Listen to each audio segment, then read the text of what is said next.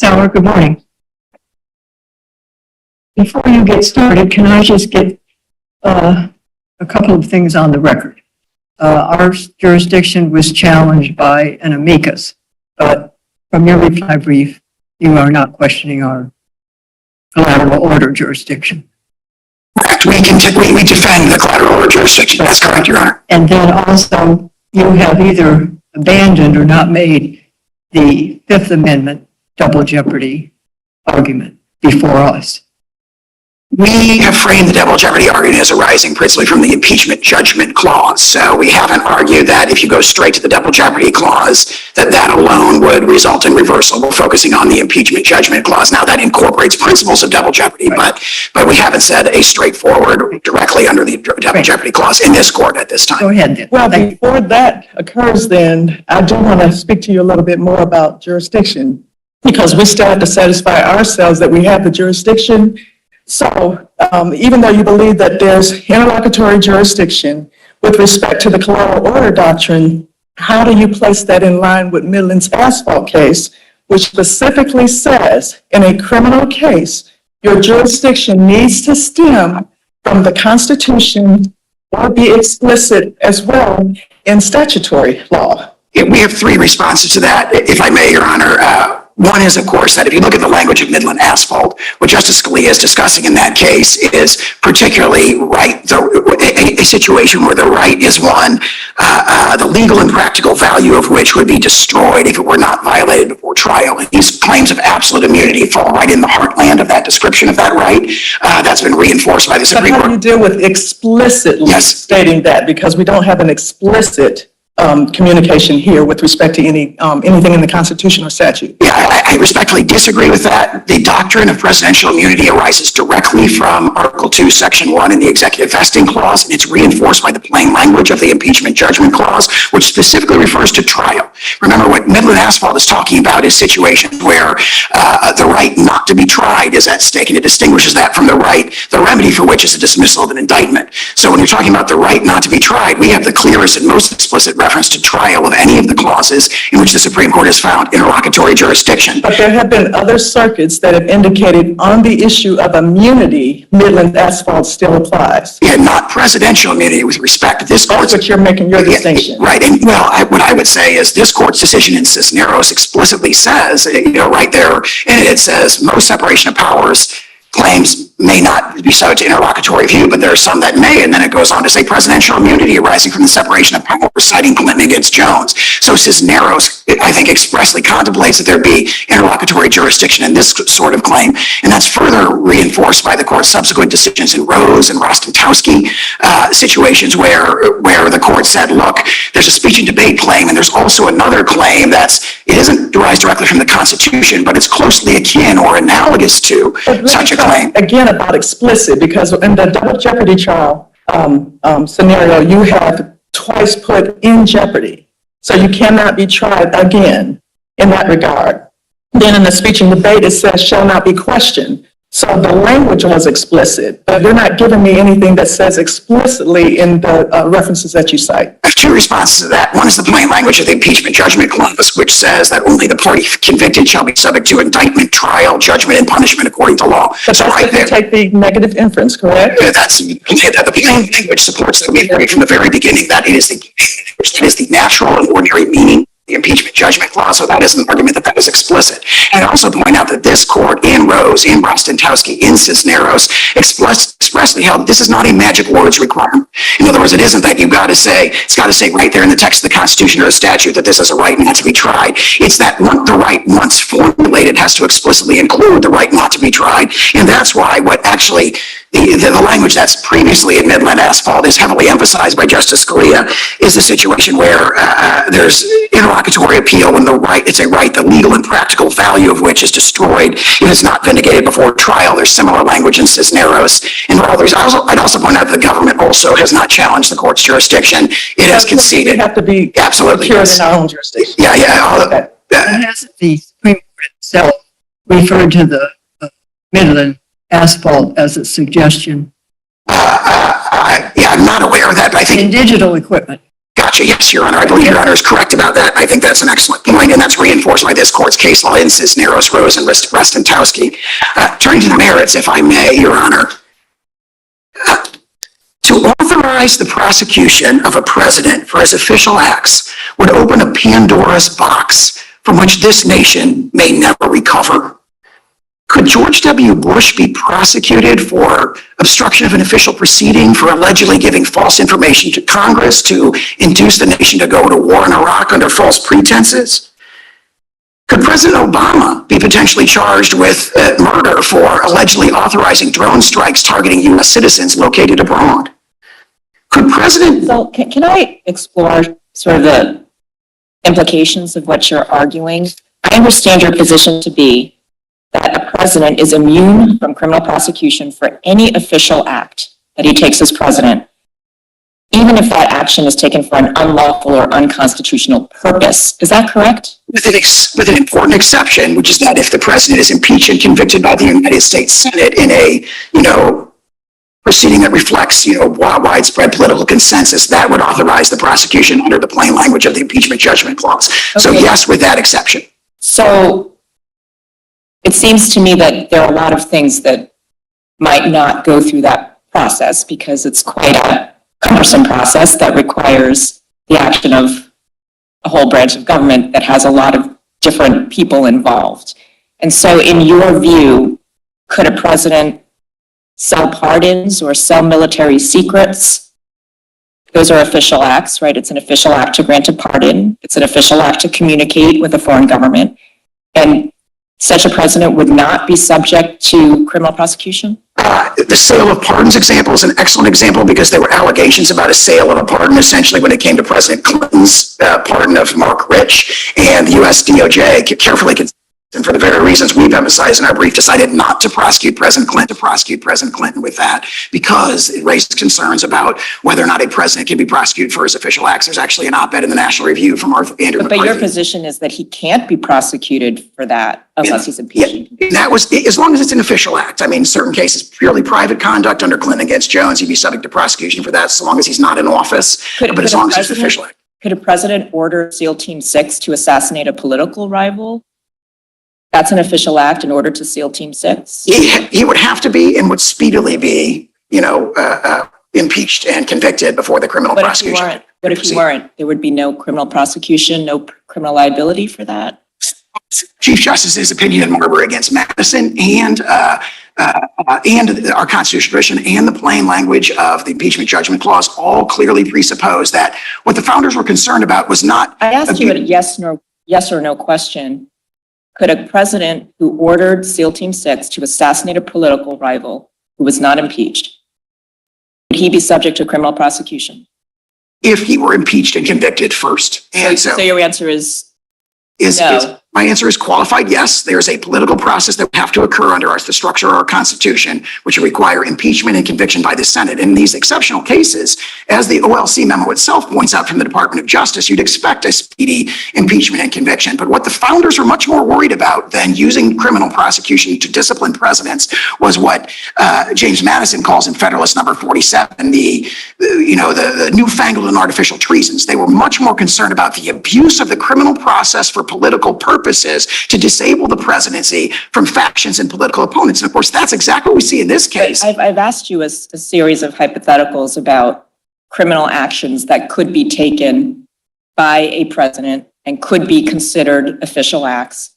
And I've asked you, would such a president be subject to criminal prosecution if he's not impeached or convicted? And your answer, your yes or no answer is no. I believe I said qualified yes if he's impeached and convicted first. We may be saying the same thing. My question was, okay, so he's not impeached or convicted. Let's put that aside.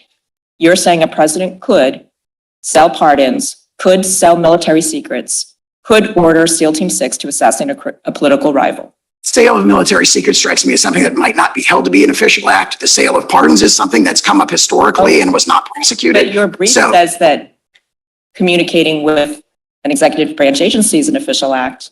And communicating with a foreign government is an official act. That's what presidents do. They're very strong situated. Those are very strong examples of potential official acts. If you look at what Chief Justice Mitchell said in against Madison. He said, rising directly under Article 2, Section 1, that the courts, that the president's official acts are never examined by the courts. And he says it 4 different times on pages 164 to 166. Well, let me ask you about that then, counsel, because your position is, as I understand it, if a president is impeached and convicted by Congress, then he is subject to criminal prosecution, correct? That would be a necessary, said to prosecution. Is that a yes? Yes. Yes. Okay, so therefore he's not completely and absolutely immune, because under the procedure that you concede, he can be prosecuted if there's an impeachment and conviction by the Senate. Very, very formidable structural check against the astonishing and radical action of prosecuting a former president with official acts. Correct, but you're conceding that presidents can be criminally prosecuted under certain circumstances. Specifically, if they're impeached and convicted, I think that's the main language of the impeachment judgment clause. And isn't that also a concession that a president can be criminally prosecuted for an official act? Because presidents can be impeached for official acts. Under those unique circumstances. Correct. But given that you're conceding that presidents can be criminally prosecuted under certain circumstances, doesn't that narrow the issues before us to, can a president be impeached? Can a president be prosecuted without first being impeached and convicted? All of your other arguments seem to fall away. Your separation of powers arguments fall away. Your policy arguments fall away if you concede that a president can be criminally prosecuted under some circumstances. I disagree with that. The Constitution in the Article 2, Section 1 vesting clause, as interpreted very clearly by Chief Justice Marshall in Marbury against Madison, says Article 3 courts lack jurisdiction to engage in examination of the president's official acts. That's But been you just reaffirmed by conceded that Article 3 courts can do so if he's been impeached and convicted. the Constitution makes a carefully balanced, explicit exception to that principle in the impeachment judgment clause. So the problem for the separation of powers, the Constitution does this in many other situations where it engages in a balancing. What the framers were most concerned about was not the notion that the president would never be prosecuted for things that outrage his political opponents. What they were concerned about was politically motivated prosecutions. But they didn't say the president can never be prosecuted. They set up the Correct. separation of powers and they created a very narrow exception Correct, that would but- allow prosecution in those cases. But once you concede that there's not this absolute immunity, that the judiciary can hear criminal prosecutions under any circumstances, you're saying there's one specific circumstance, then that means that there isn't this absolute immunity that you claim. I'm not aware of any case or constitutional doctrine that would say the Constitution sets up a very strong principle and it creates a very narrow exception, and therefore the exception just makes the principle vanish. I just disagree. That's not what I'm asking you. I'm saying that you're coming before us and saying that there is this absolute immunity that is grounded in the separation of powers, that the judiciary can never sit in judgment on what the president is doing. But you're conceding that that's not true because under some circumstances, the judiciary can do that. That's all I'm saying.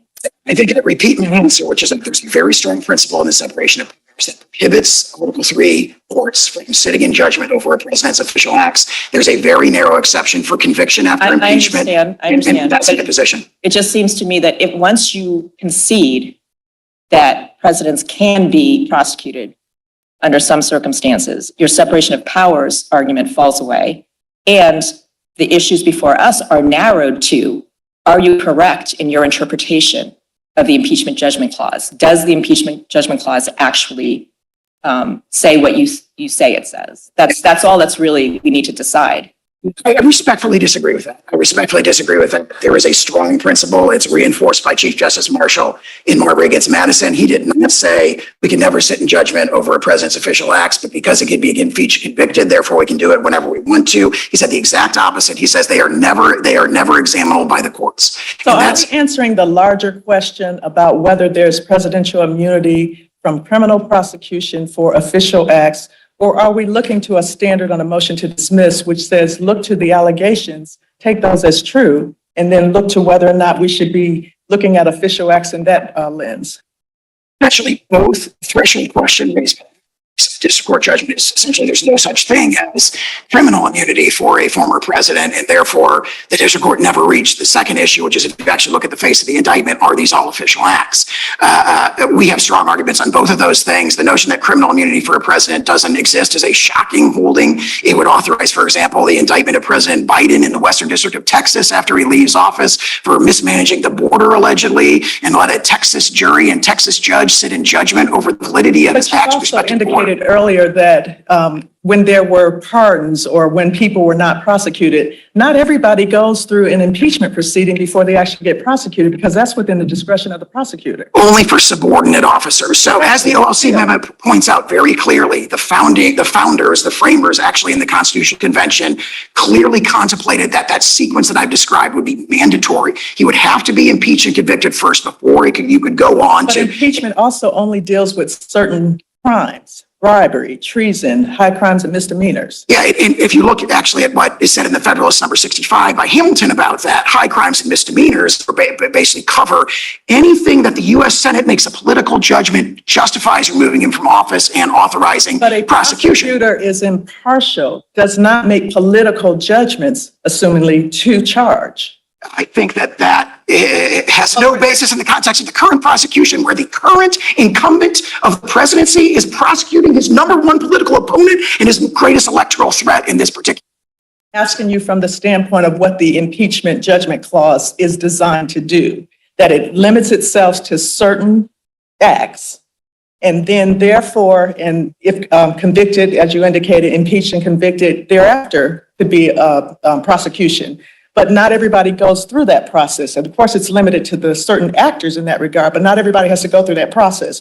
Prosecutors later on can come into information and evidence after they've investigated to make their determinations about what they'd like to criminally prosecute.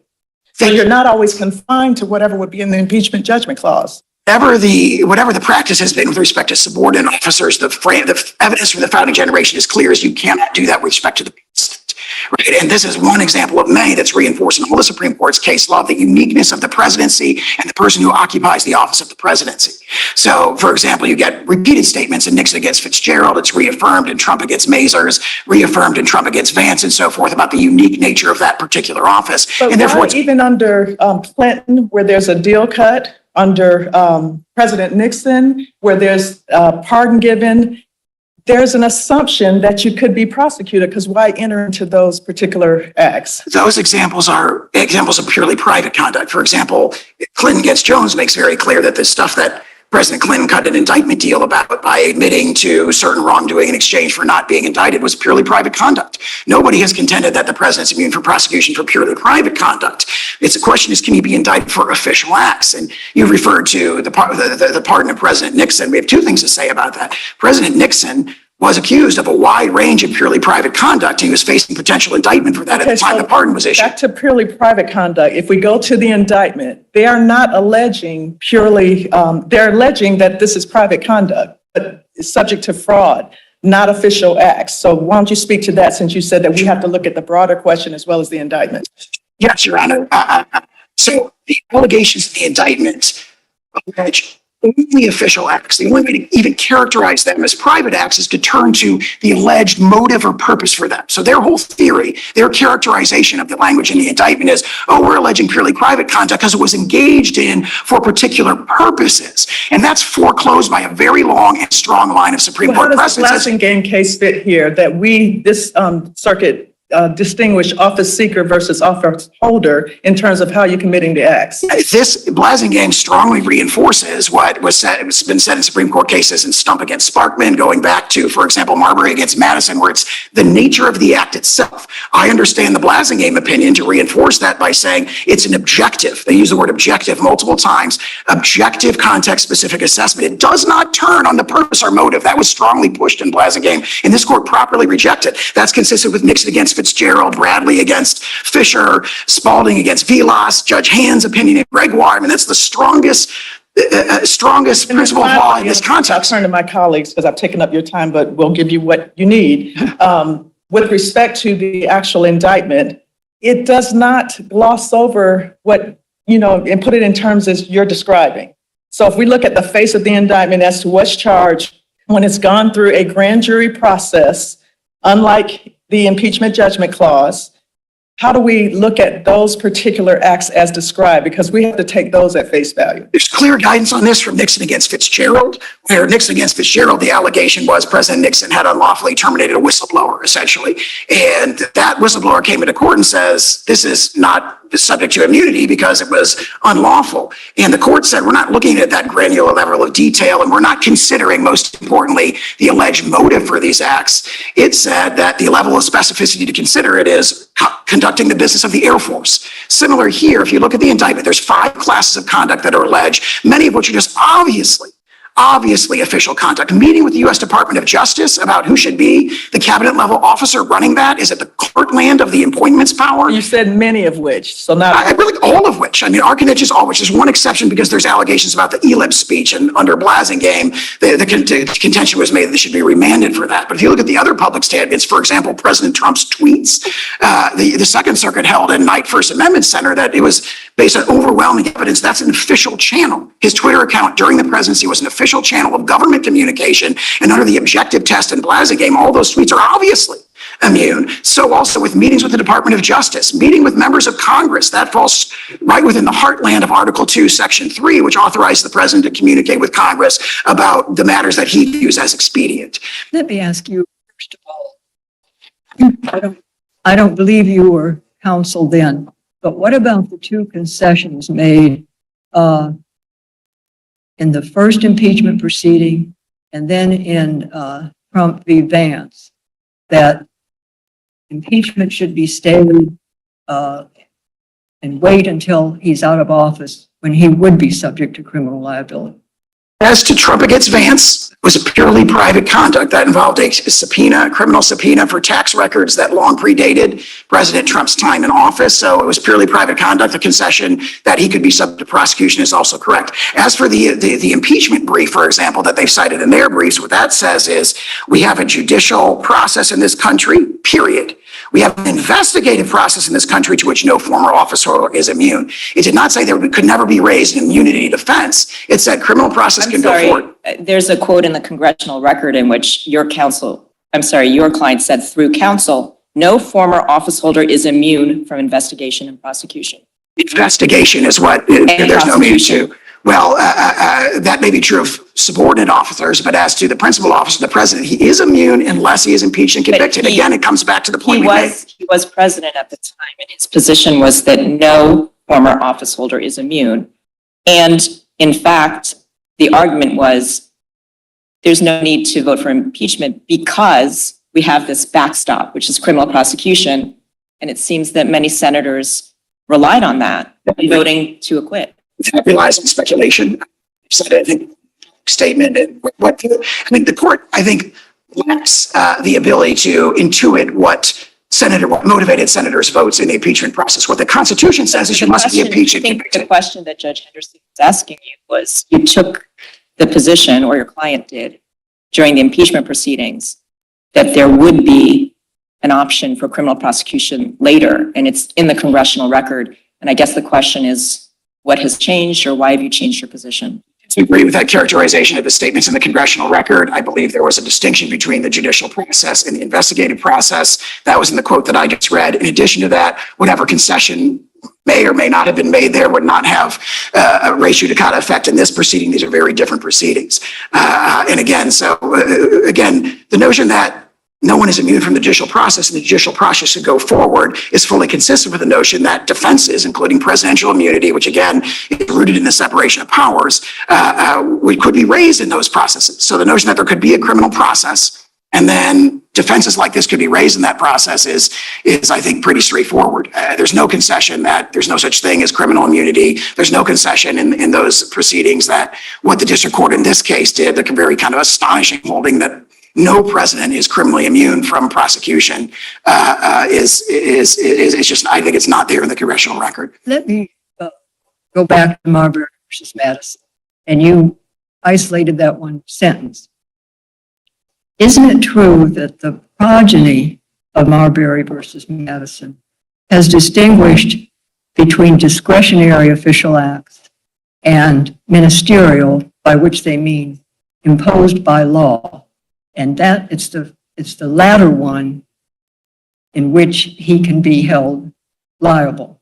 And I want you to address both U.S. v. Johnson and the Commonwealth of Virginia, because the first one deals with the speech and debate clause.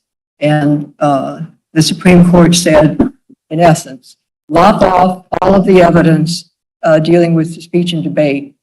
He can still be prosecuted, that is, that congressman, for, I think it was conspiracy to defraud the U.S. or something. And then in the Commonwealth of Virginia, you had the judge who had been charged with a crime under which you could not discriminate in picking juries based on race. And my reading of that case is that the language that you isolate in your reply brief, that it could just as easily be done, that is the choosing of the jury, a ministerial act by someone on the street. To me, that means when you have a duty that is imposed by law, picking a jury, they said was ministerial, imposed by law. Whether you're the man on the street, whether you're the president, whether in that case you're the judge, you can be held criminally liable. And that's how I read, if not Marbury, the progeny. That is, you can't stop at official act. You have to say, was it a discretionary official act or was it a ministerial official act? I agree with that characterization of Marbury. I think that distinction is present in Marbury itself. And I think what I would respond to that is to say, first of all, that extension has never been extended up to the president, and for good reason, because for over 200 years, the courts have held we can't sit in judgment over the president's official acts under any circumstances. So, for example, Mississippi against Johnson. No, not criminal. We don't have any criminal. That's correct. It's never arisen until this case. That is absolutely correct. But if you look at every civil context, what they've said, you keep in mind that what Chief Justice Marshall says is never examinable. Never examinable. So there would be no judicial proceeding where you could say the president did this and we're going to sit in judgment directly over that. That's reinforced by Mississippi against Johnson, by Swan against Clinton from this court more recently, where the courts hold that we can't even enjoin or even really enter a declaratory judgment directly against the president for his official acts. Whereas the distinction between ministerial and discretionary has been held totally with respect to subordinate officers, and that goes all the way back to Marbury. However, if you look at the indictment in this case, nothing that's alleged against President Trump could remotely be described as ministerial. I'm not aware the government has ever argued that. If you're talking about, responding to widespread allegations of fraud, abuse, and misfeasance in a presidential election, trying to find how to respond to that in a manner that's in the national interest, matters of that nature are not ministerial at all. So even if that distinction goes all the way up to the president, so to speak, it wouldn't save the indictment here. Why isn't it ministerial when his constitutional duty to take care that the laws be faithfully executed requires him to follow those laws, every one of them?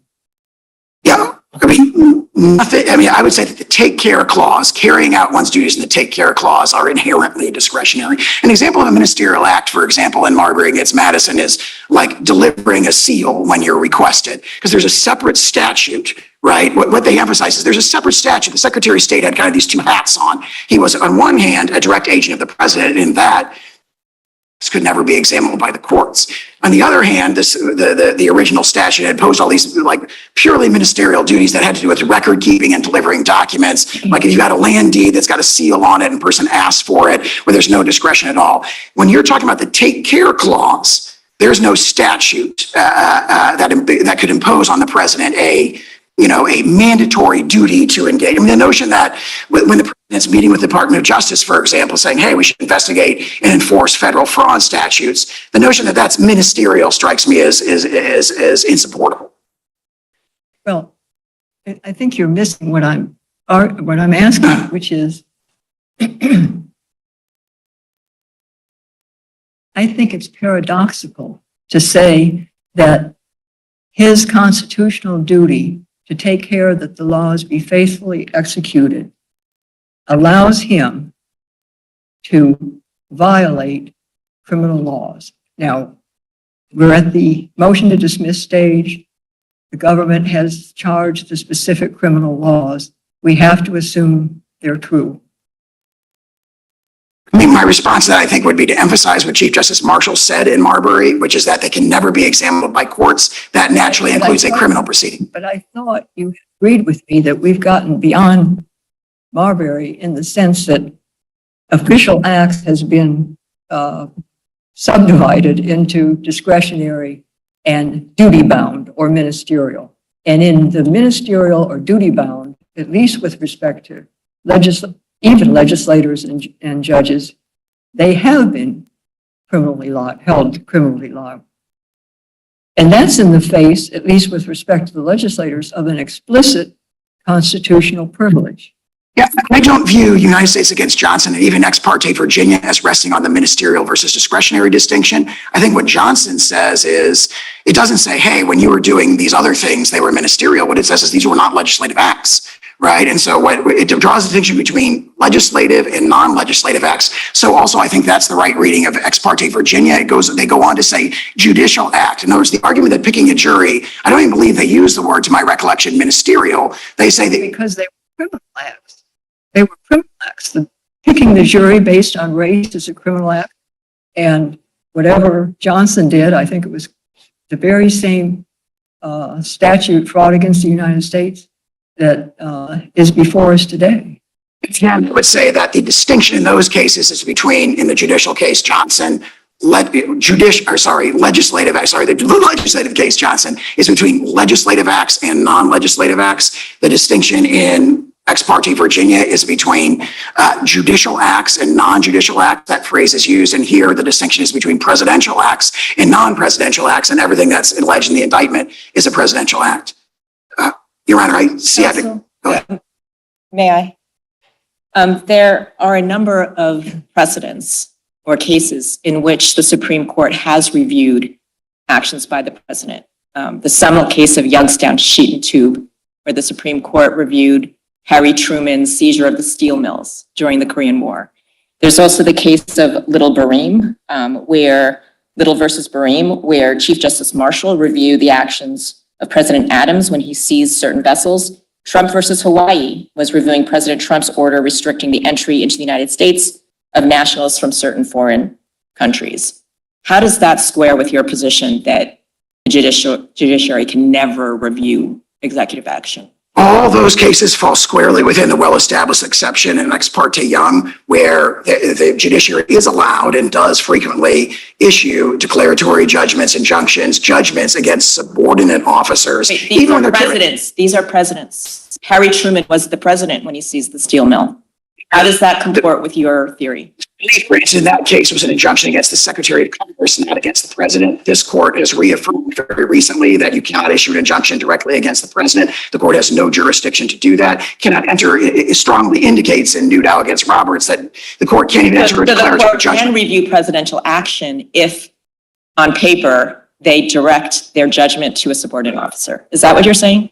Because these are presidential actions. The court can definitely enjoin the actions of subordinate officers that violate the Constitution. That is Ex parte Young. All the cases fall within the I'm asking you a different question, because these are presidential decisions, presidential actions.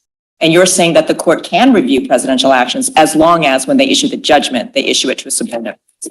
In direct context, it can directly sit in judgment over the president's official acts. It's been established for over 200 years. You're using the impeachment judgment clause essentially as a negative implication with respect to that the civilian officer or president, of course, has to be impeached and convicted and then nevertheless thereafter. If there is an acquittal, how are you using it in that regard? Because sometimes, and particularly in this case, the acquittal can arise from lack of jurisdiction, not actually trying the merits of the case. The impeachment judgment clause doesn't distinguish between those sort of merits-related acquittals and non-merits-related acquittals. Frankly, the same sort of thing comes up in just criminal prosecutions under the double jeopardy clause, where, a determination that the defendant is acquitted does not necessarily reflect an actual determination that they're not factually actually guilty. And in fact, this is emphasized in the OLC memo that they themselves address, that actually, that determination often reflects things that are distinct from the merits. So that doesn't, I think, in any way undermine the sort of double jeopardy force, so to speak, of the impeachment judgment clause. And one of the briefs indicated that Jack Smith is improperly appointed. Do you have a position there? It's a very persuasive brief, but I can see we have not raised it in this case. I think it raises very powerful questions, but we haven't raised it in this case at this time. Let me ask you just about the effect of Blasingame. If we say we can't determine if these acts are official or private, I want to stay away from that. I'm going to say ministerial or discretionary. And Blasingame characterized it in terms of office seeker versus office holder. What is your position about, would we have to remand it for the district judge to decide in the first instance whether these the 4 points that the defense has made against imposing criminal liability hinge on whether the acts are ministerial, discretionary, official, private, however you want to characterize it? I used a phrase from Clinton against Jones, which says purely private conduct is what can be, subject to judicial process after a president leaves office.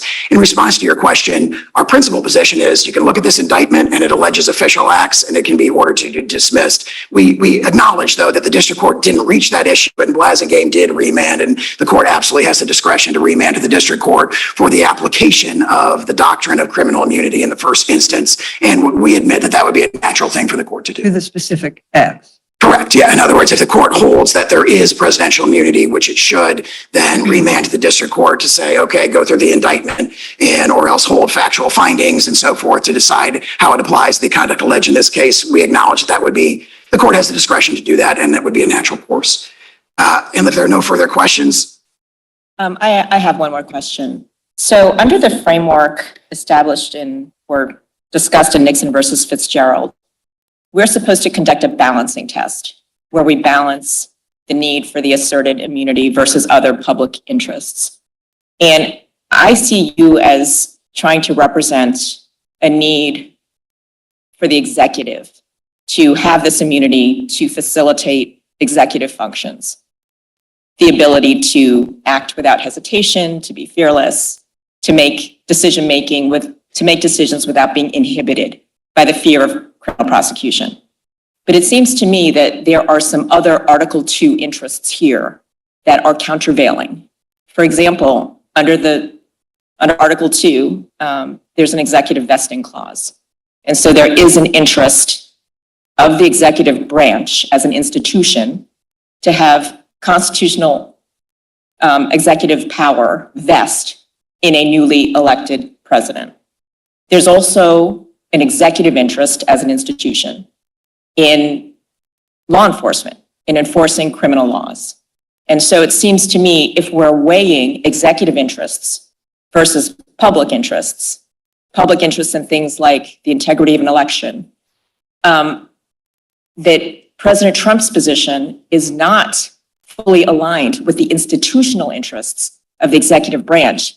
And in this balancing test, that weakens the executive power that he's trying to assert.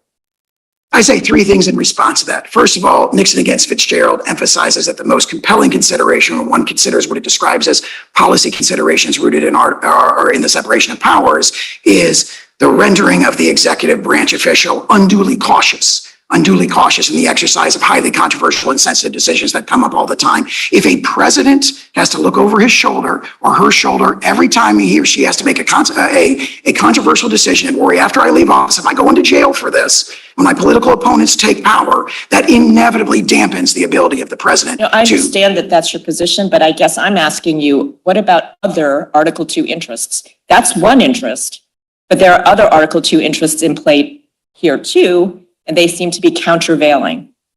The interest in executive vesting, the interest in law enforcement, those are also executive branch interests. And how should that affect the analysis? Those, to the extent the court conducts a balancing, our principal position is you can go back to Marbury versus Madison and adopt a categorical rule, which is also referenced in Nixon against Fitzgerald. But to the extent the court reaches the balancing of policy considerations, those are decisively outweighed by the sort of republic shattering consequences of subjecting our chief executives in an endless cycle to prosecution once they leave office. The founders were very much against that. They were deeply concerned with that. You see that in Hamilton's writings in Federalist 65, 69, and 77. You see it reflected in Madison's concern about newfangled and artificial treasons in Federalist 47. And that is the original meaning of the Constitution. Do you think we should, it just occurred to me, do you think we should take any cognizance of the fact that when they wrote that, George Washington was the president? I mean, a very, very strong executive. The Congress was brand new. Everything else was brand new. And things have balanced out. I mean, we've got a strong Congress, we've got a strong judiciary, and we've got a strong president. I think that if you look at the writings of the founders, they were definitely looking past the presidency of George Washington, obviously an iconic figure, looking past the presidency of George Washington to future presidencies. And they correctly anticipated that the nation might, what they're deeply concerned about was that the nation would devolve into factions. Factionalism did not govern the presidency of George Washington because of his moral authority. However, immediately when you got to Adams and Jefferson, you immediately devolved into factions. They correctly anticipated and were deliberately looking past that presidency to the future of the republic, a tradition that stood for 234 years until last year when it was shattered by the indictment of President Trump. And if the court has no further questions, we would ask the court to reverse. And if the court rules against us in any respect, we renew our request that the court stay its mandate to allow us to seek further review, both en banc and or Supreme Court review. And you do have 5 minutes. Thank you, Your Honor. Okay. Mr. Pierce. Good morning, and may it please the court. Never in our nation's history until this case has a president claimed that immunity from criminal prosecution extends beyond his time in office. The president has a unique constitutional role, but he is not above the law. Separation of powers principles, constitutional text, history, precedent, and other immunity doctrines all point to the conclusion that a former president enjoys no immunity from criminal prosecution. At a minimum, this case, in which the defendant is alleged to have conspired to overturn the results of a presidential election, is not the place to recognize some novel form of criminal immunity. Now, I want to start with jurisdiction, as Judge Childs raised. It is our view that the court has and should entertain both claims before it. With respect to the immunity claim, I think this court's decision in Cisneros 10 years after Midland Asphalt did allude to a type of separation of powers claim that would involving presidential immunity. I think Judge Henderson pointed out the Supreme Court itself has acknowledged that this idea of an explicit guarantee is more of a suggestion than some sort of statutory prescription. But there's been no cases since then that have actually used that word suggestion to follow up on that line of thinking.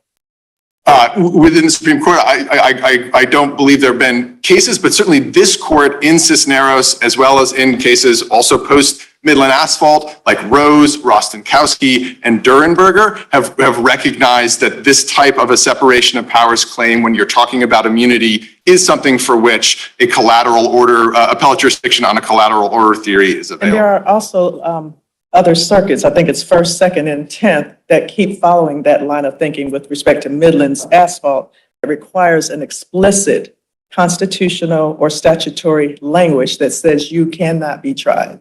So 2 responses. One, I think in cases like Cisneros, this court has spoken otherwise, but nonetheless, I think the only one there is the First Circuit's decision in Joseph, where it was the case of a judge seeking a criminal, raising an immunity defense to a criminal prosecution.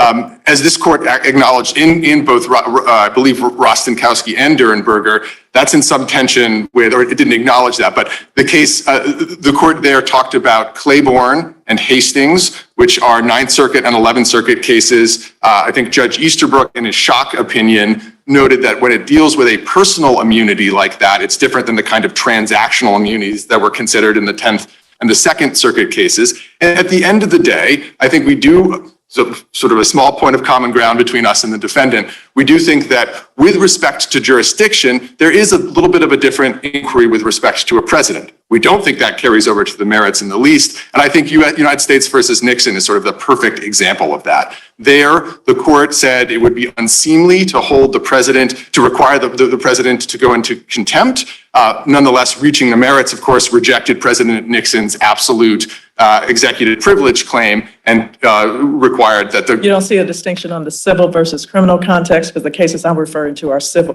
criminal cases. So I don't, and Rose said as much here when talking about civil and criminal with respect to speech or debate. And again, I mean, I know this Nixon versus Fitzgerald is a civil case, and we strongly disagree that it should be applied here for many of the reasons that Judge Pan set out. But I do think with respect to the immunity, again, given the language in Rose, that would supply basis for this court to entertain the immunity claim. But Now, why aren't you taking the position that we should dismiss this appeal because it's interlocutory? Doesn't that advance your interests? Our interests are twofold. One, as in United States versus Nixon, it is doing justice. And then the second is indeed to move promptly to satisfy and vindicate the public's and the defendant's interest in a prompt resolution of this trial. But doing justice means getting the law right. And it's our view that even if a dismissal on jurisdiction might move this case faster, actually empirically that's hard to know, we just don't think that's the right analysis here on either immunity or the second claim. So we have a line of cases, including Kramer versus Gates and American Hospital Association versus Azar. It says that we can assume hypothetical statutory jurisdiction and reach the merits of a case. Statutory jurisdiction being distinct from Article 3 jurisdiction, which we could never assume because that implicates the power of the court to act. So if we had discretion to reach the merits versus just dismissing this case under Midland Asphalt, which I think is a strong precedent, which suggests that this appeal is interlocutory and does not fall under the collateral order doctrine.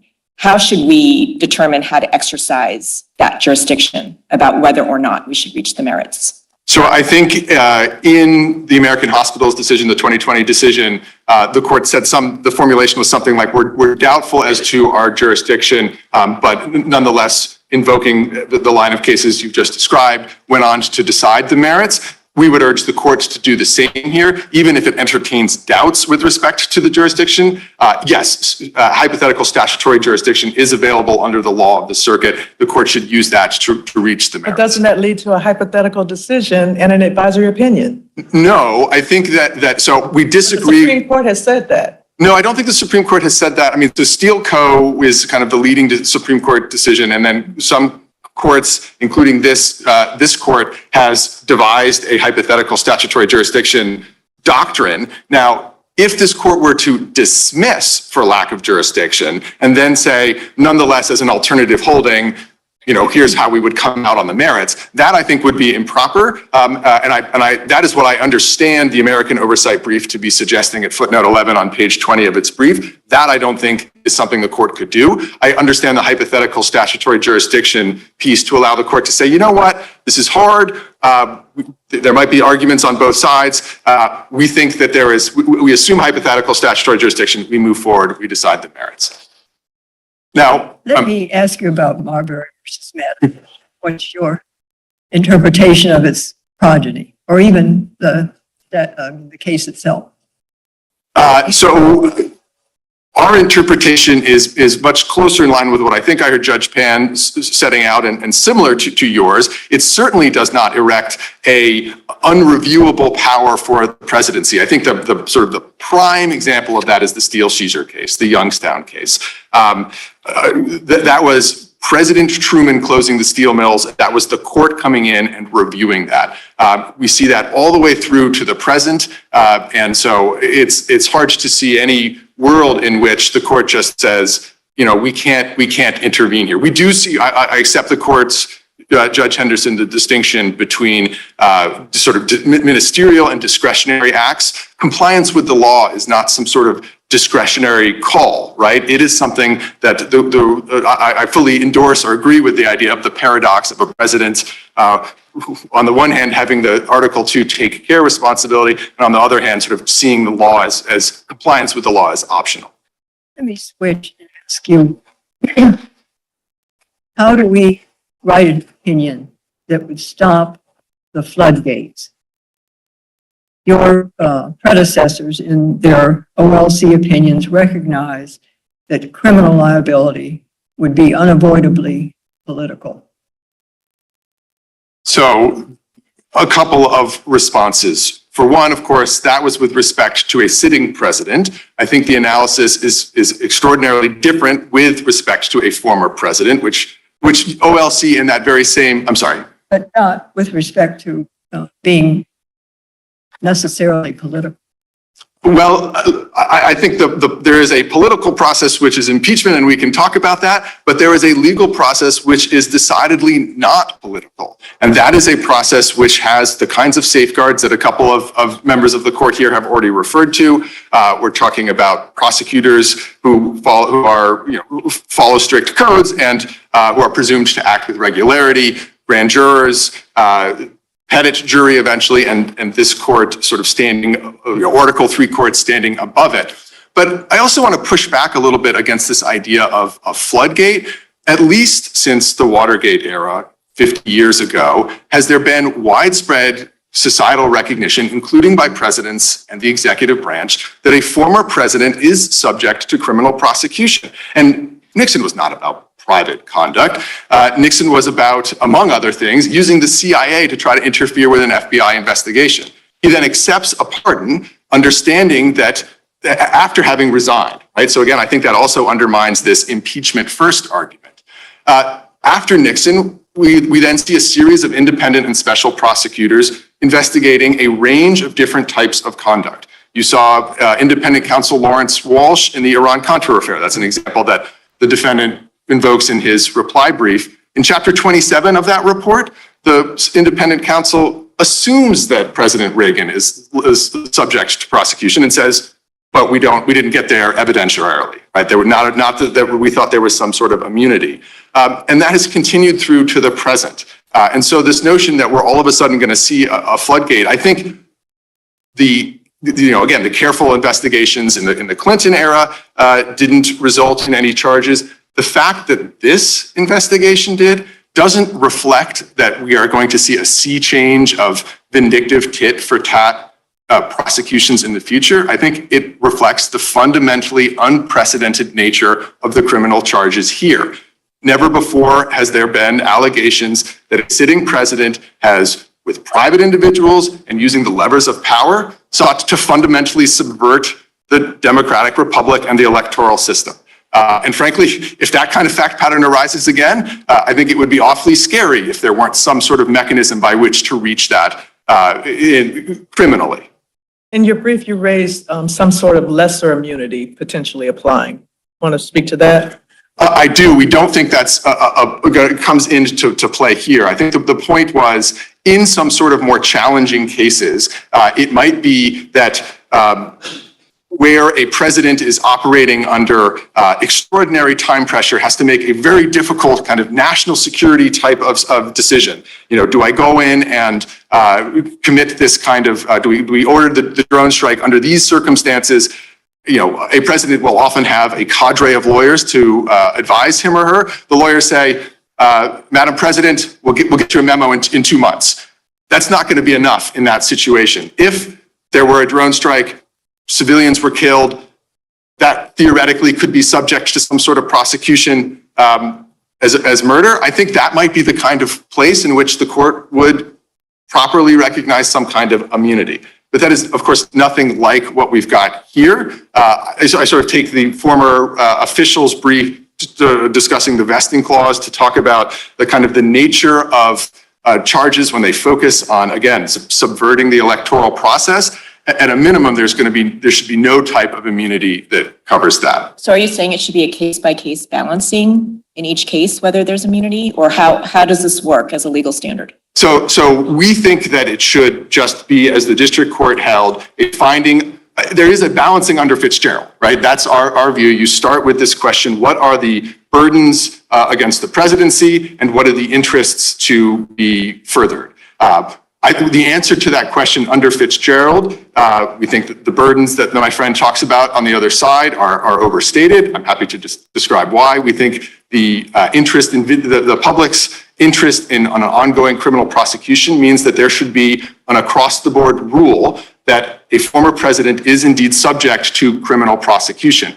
What I'm describing in response to Judge Child's questions is, in a particular case, might there be some extraordinary circumstance where a former president could invoke an immunity? Maybe. I don't think the court has to reach that there. I think the court could write an opinion that reserves and says, based on the nature of the allegations, which we take as true, there is no reason to recognize that here. And so I don't think it needs to be a case-by-case analysis, but I think the court can reserve that type of question to the extent it gives one pause about a president in future situations. To that end, can you answer the question I posed earlier to your opposing counsel about, are we to look at the broader question that was dealt with by Judge Chutkan with respect to presidential immunity, absolute immunity for no criminal prosecution of official acts, versus looking at this indictment and accepting as true the allegations that it brought there,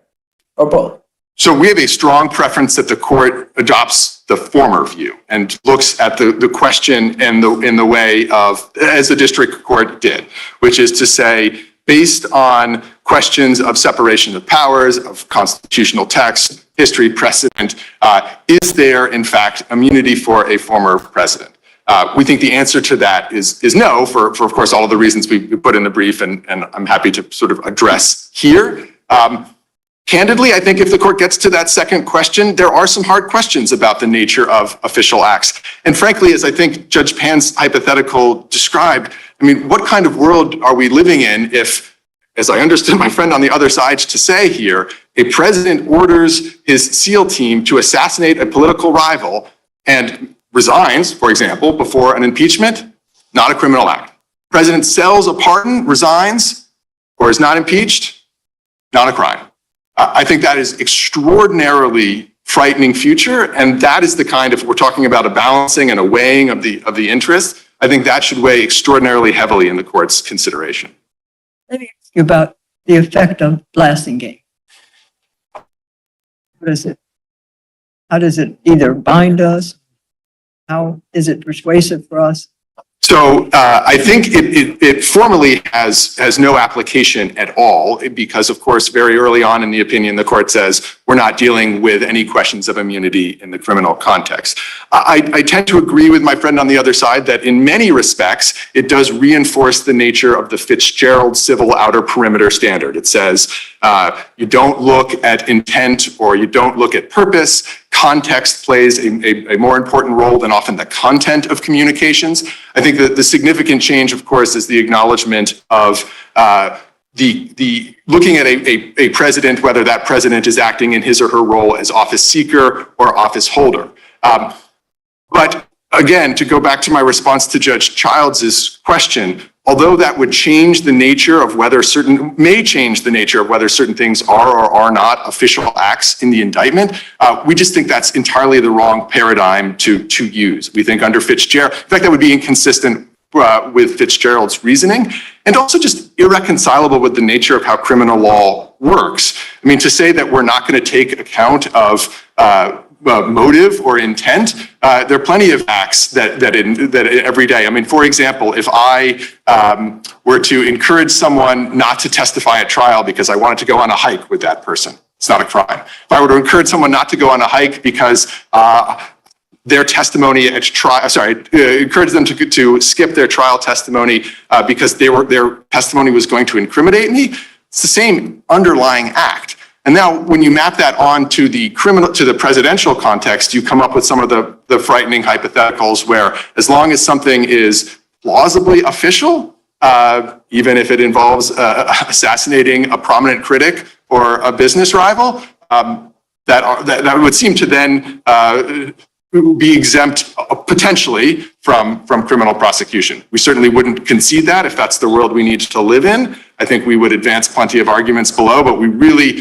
but those arguments themselves would create satellite litigation that are an additional reason not to go down this route. But looking and thinking about your answer about potentially not looking at motive and intent, when there is a criminal prosecution, that mens rea and that intent is part of the actual statute charged criminally. Yes, precisely. And that's why it wouldn't make sense to then come in and use this non-motive intent. As I understand how Fitzgerald outer perimeter standard might work, it could say those types of official acts, official conduct, that is something from which the president is immune. You don't ever get to that second question of, well, did that person act then with mens rea? Can we prove it beyond a reasonable doubt? Because it is, at least under a theory where it's not available at trial, then there's no way to reach that conduct. When we're looking at this indictment, though, back to Judge Henderson's question about the use of Blasingame, some of the acts are same or similar, and there was direct discussion of it in that opinion as determining whether it was office seeker versus office holder. So do we use Blasingame at least for that?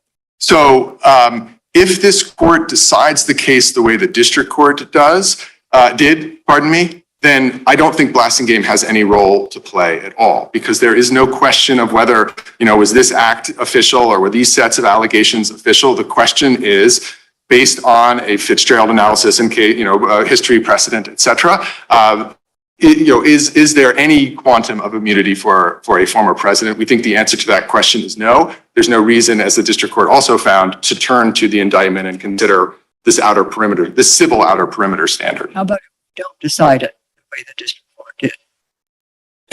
If you don't, I suppose a lot would. On the Blasingame.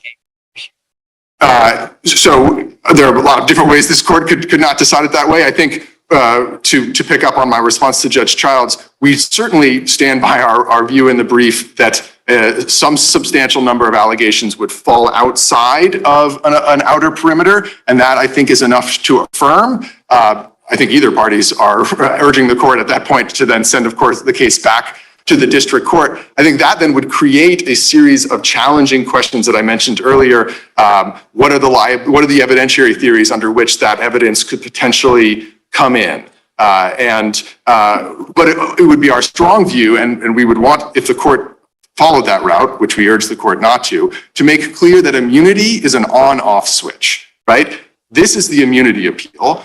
If the court says we affirm, we send it back, there's no immunity, then other things become evidentiary questions or questions really of jury instructions, in which any appeal is then an appeal from a final judgment, if any final judgment. And the immunity defense is never lost. Well, I don't think it's immunity at that point. I think this court will, in what I've just described, will have said there is no immunity. There may be some types of other challenges as evidence comes in at trial. But again, I think that would lead to this extraordinarily complicated litigation that is not the top line reason, but certainly among the reasons why the court should not go down that path. Since President Trump concedes that a president can be criminally prosecuted under some circumstances, he says that that is true only if he is first impeached and convicted by Congress. Do you agree that this appeal largely boils down to whether he's correct in his interpretation of the impeachment judgment clause? That is, if he's correct that the impeachment judgment clause includes this impeachment first rule, then he wins. And if he's wrong, if we think the impeachment judgment clause does not contain an impeachment first rule, then he loses. So I think that's basically right. I mean, the defendant's theory over the course of this litigation has evolved a bit. And I think now before this court, I understand the argument to be principally sort of the principal submission to be, as you've just described, this, what we call in our brief, the conditioned precedent argument, that there is only liability, criminal liability for a former president if that president has been impeached and convicted. And that is wrong for textual structural, historical reasons, and a host of practical ones, one of which I'll start with again to just amplify the point.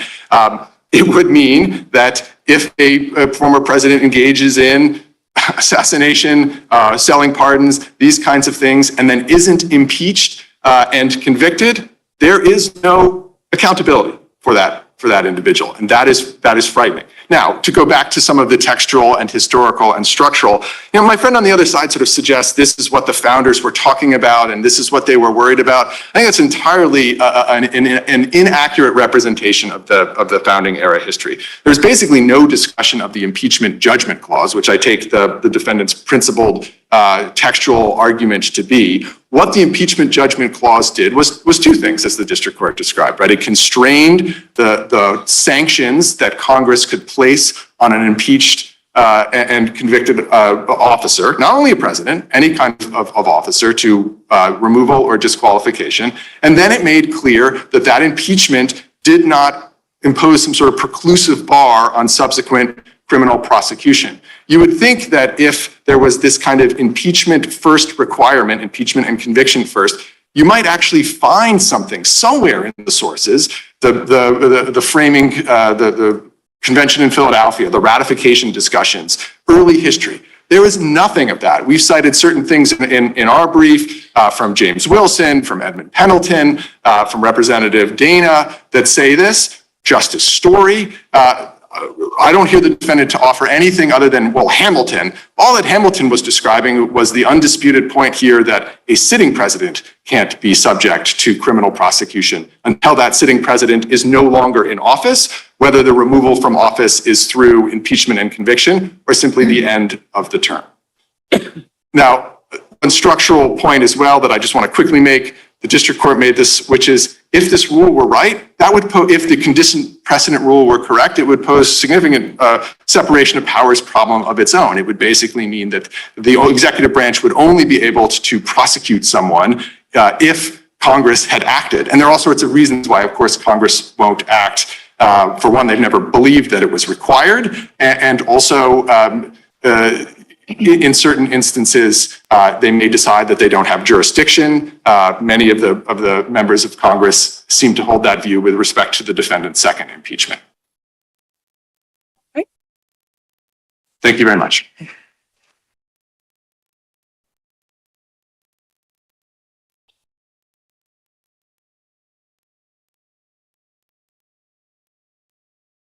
Yes, go ahead. Thank you, Your Honor. And in my limited time remaining, I just want to make 3 points to the court in response to the opposing counsel's argument there. One is that the opposing counsel used the phrase above the law, saying that an immunity doctrine for criminal immunity would place the president above the law. I would just direct the court's attention to what the Supreme Court said in Nixon against Fitzgerald in the context of civil immunity. They described the allegation that immunity sets the official above the law as, quote, rhetorically chilling but wholly unjustified. The U.S. Constitution, the separation of powers, the executive vesting clause, the impeachment judgment clause, these are the foundational and fundamental law of our country, and the president's immunity is determined on that. So that is more rhetoric than reality, is what the Supreme Court said in Nixon against Fitzgerald.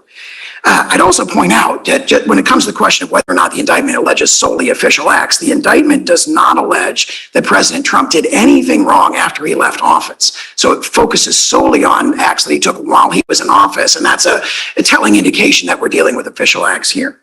And then finally, I would address Judge Henderson's your question about the floodgates, and I tie that to what my opposing counsel said about a so-called frightening future.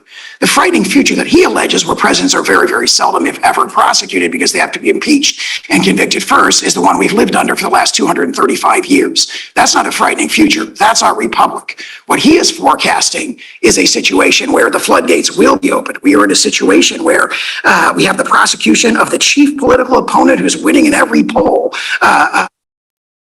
presidential election upcoming next year, and is being prosecuted by the administration that he's seeking to replace. That is the frightening future. That is tailor-made to launch cycles of recrimination that will shake our republic for the future.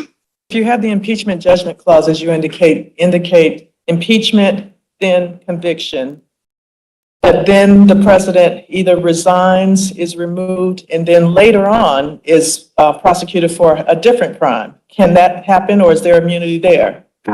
Not sure I understand the hypothetical. Could you say it again? I apologize. Just indicating that if you're resting on that there must be impeachment and conviction, and it's for one set of crimes, but then later on, the president either is removed from office or resigns, and later on, there's a prosecution for something different. Is there immunity for that later crime? Yes, I think that's the better reason. Obviously, it's not presented in this case because we have a close match between the conduct, the underlying conduct or transaction occurrence that's alleged in the articles of impeachment, of which there was an acquittal, right? Which is the strongest case for double jeopardy, and between the facts alleged in the indictment. But if there were like an unrelated prosecution, because you just made a statement about he's only being prosecuted for crimes while in office. And so that's why I'm asking about leaving office and then thereafter being prosecuted for something different. to be under the plain text of the Constitution, the best reading would be he has to be impeached and convicted for the thing that he subsequently prosecuted. So if he were impeached, convicted, and removed from office, and they charge him with another official act that was unrelated to the impeachment, I think that what Chief Justice Marshall says in Marbury would still govern. I think that's obviously it's not presented in this case. The court doesn't have to decide it, but that'd be my answer.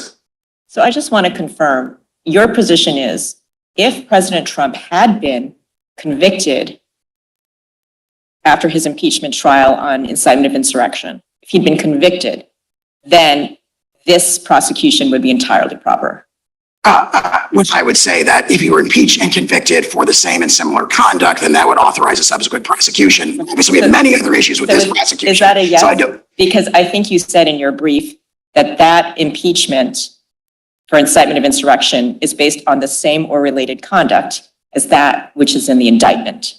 Yes, I agree with that. So if he had been convicted by the Senate, then this prosecution would be entirely proper, correct? Well, I would not phrase it that way because there's lots of other problems with this prosecution that we've raised in extensive pleadings to the district court. He could be prosecuted. Under the impeachment judgment clause, if he had been convicted by the Senate when he was impeached for incitement of insurrection on same or related conduct as what's in the indictment, then this prosecution would be properly brought. There's a prosecution could be properly brought. This prosecution, which has tons of other problems with it. I just want to be very clear about that. I'm not making any concession that this prosecution is. All right, let me try one more time.